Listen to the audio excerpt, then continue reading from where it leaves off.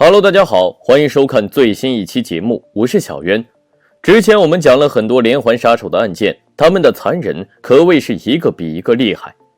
但今天我们要讲的这位恋凶杀手就不一样了，他在犯罪后居然主动向警方自首，按照他的话来说就是良心不安。在被关押后，人们本以为事情很快就会结束，可没想到半路却来了个莫名其妙的丰胸女郎。当恋凶杀手遇上丰胸女郎，他们会发生什么样的事情呢？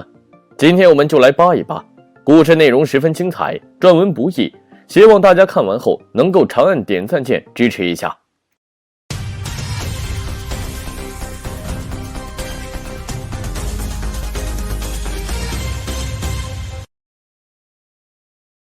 事情还得从1997年10月26日的美国加州尤里卡说起。当时趁着周末休闲时间，杰克和几个朋友相约到附近一条河流猎鸭。所谓的猎鸭，从字面意义来讲就是猎杀野鸭，而且这项休闲运动在美国已经有300-400年的历史。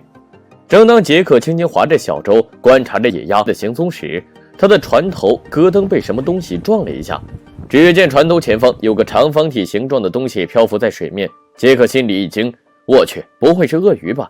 好奇的杰克靠近一看，眼前这块东西虽然不是鳄鱼，但却是比鳄鱼更恐怖的东西。我的乖乖，这看起来怎么那么像人的尸体？但为什么没有四肢？扒开漂浮物一侧的水草后，脖子上的伤口让杰克倒吸了一口冷气。我的天啊，这真的是尸体！慌张的杰克立马游回岸边，向警方报了案。警方将尸体打包运回了实验室，凶手用绳子将尸体和一块石头绑在一起。虽然石头有40多磅重，但尸体肿胀带来的浮力还是让它浮在了水面上。凶手本以为凭借这块石头就能把自己行凶的秘密永远沉在河底，但他棋差一着，在重量配比上计算错误。虽然法医见过各种凶案的惨烈现场，但面对眼前这具女尸，还是忍不住打了个哆嗦。尸体受损程度非常严重，整个腹腔几乎被切开，内脏都裸露在外面，乳房还被残忍割下，上上下下的刀伤高达30多处，根本就没办法辨别身份，只能确定死者年龄在18岁到25岁之间，死亡时间是发现尸体前的3到4天。也许有人会问，怎么会无法确定身份呢？提取血液中的 DNA， 然后输入数据库比较，不就能知道结果吗？但小渊要告诉大家，这是在1997年，并不是每个人的 DNA 都有在警局备案。当时 DNA 数据库中储存的都是有案底的人，所以为了确定死者身份，尤里卡警方派出水警在发现尸体的地方进行打捞，但几天下来都没有收获。于是警方又走访了河流附近的水电站，查阅发现尸体周围日期的放水记录，并粗略计算出最可能的抛尸地点范围进行打捞，但还是一无所获。而捆绑尸体的石头和绳子也是常见的工具，根本无从下手。也许凶手是个狡猾的家伙，故意将尸体和四肢分开，以阻扰警方的调查。3个月后，警方在一处海滩上发现了疑似被害人的手臂和手掌残肢，但由于腐烂严重，警方没办法对其进行指纹分析，至此死者的身份成了一个谜团。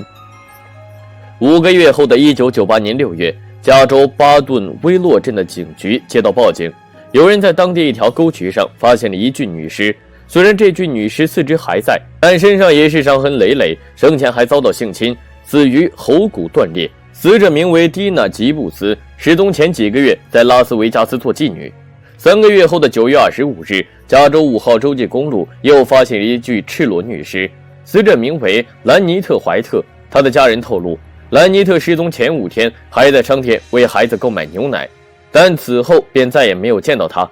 看着兰尼特被刺伤的乳房，警方想起了之前在尤里卡发现的不明尸体，这2人的年纪都是20多岁，凶手很可能是同一人所为。如果不及时破案，那肯定还会有下一个受害者出现。果然，在仅仅1个月后的10月23日晚上，加州圣贝纳迪诺县就发生了一起命案。2名水上巡逻员在一条沟渠里发现了一具赤裸女尸，是名为帕特里夏的妓女。巧合的是，帕特里夏身上的其中一个乳房也不见了。走访调查中，有人向警方透露，在帕特里夏失踪前，他曾在高速公路上寻找嫖客，上了一辆长长的黑色卡车后就再也没出现。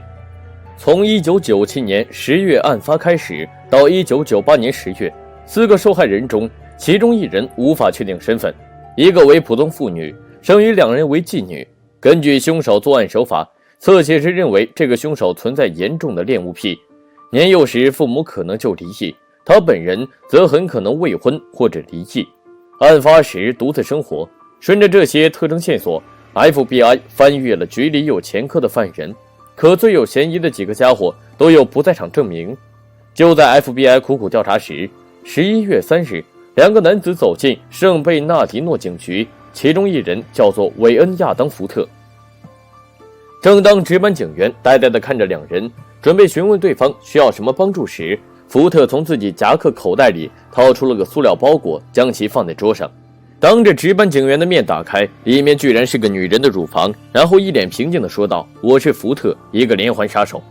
看着桌上的乳房，值班人员错愕了数秒，然后像被闪电劈中般起身为福特戴上了手铐。审讯室里，福特交代了自己的全部罪行。他自称是一位长途卡车司机，在俄勒冈州、加州、内华达州和亚利桑那州之间运送木材。加州4起命案都是自己做的。第一次作案是在加州的尤里卡，当时路上有个女人坐上了自己的便车，起初一切都很正常，但看到女人身上波涛汹涌的身材，自己便起了贼心，趁她睡着之际，自己将她绑到汽车屋里，然后强奸了她。因为害怕她去报警，最后索性直接勒死了她。为了不被警方发现，自己将尸体拖到浴缸，将尸体大卸数块，尸身部分绑上石头，直接抛入梅德河中，四肢则埋在了其他地方。可刚把尸身运到河岸，自己却发现死者的乳房越看越好看，便将其割下来藏到了厨房的咖啡罐。为了验证福特供述的真伪，探员直接搜查了他的住所，一打开冰箱，血腥恶心的一幕便迎面撞来，里面塞满了死者的尸体残肢。同时，警方还在福特住所找到了一个停车标志，跟3个受害者尸体发现地找到的标志一模一样。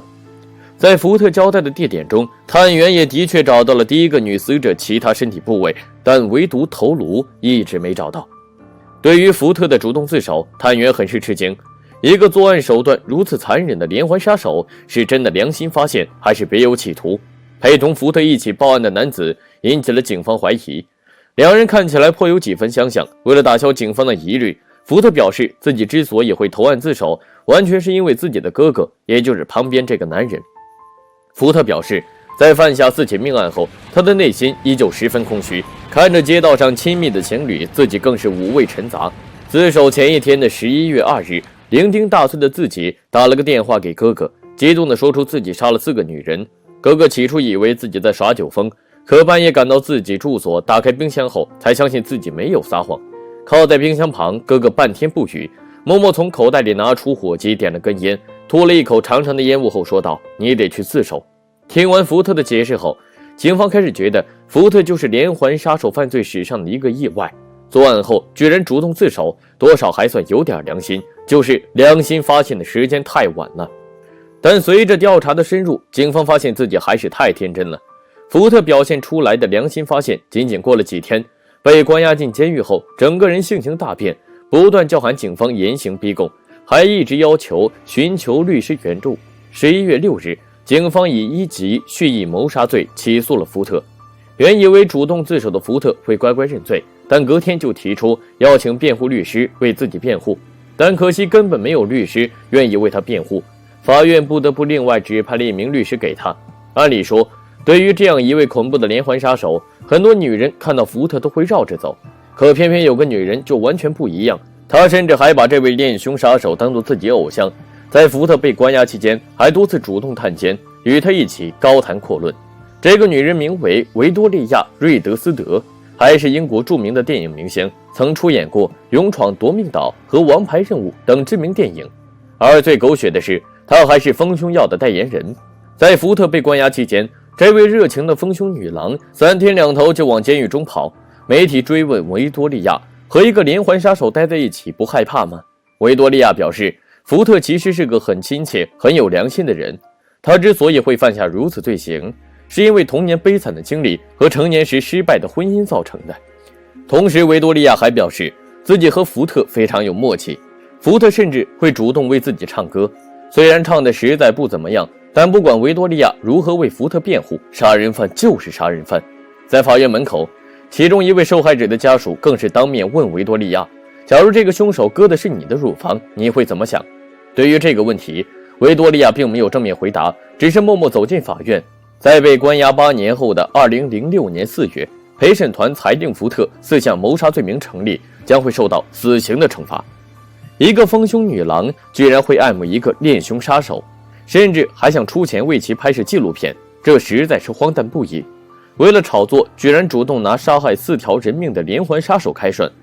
只因为凶手具有恋凶癖。在福特被捕前，维多利亚就因为一件丑闻被全民热议，原因是2004年穿着睡衣在走廊闲逛，以至于招来媒体杂志的采访直升机，严重影响了他邻居的生活，甚至还被邻居起诉。这个丑闻在后来也被拍成了电影，而维多利亚就是主角。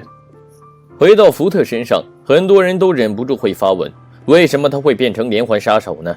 这一切都得从福特的成长经历说起。在福特刚满10岁时，父母就离婚，然后便跟着哥哥和父亲一起生活了6年。但这6年时间里，父亲根本就没有尽到基本的责任，以至于后来福特连高中都没毕业就辍学参军。期间，福特认识了一个女孩，第一次走进婚姻殿堂，但因为妻子无法忍受福特的霸道和暴力，两人结婚没多久就各奔东西。来到日本冲绳基地服役没多久，福特就因为精神问题被迫退役。仅仅1年后，就因为和一名妓女起了纠纷被起诉。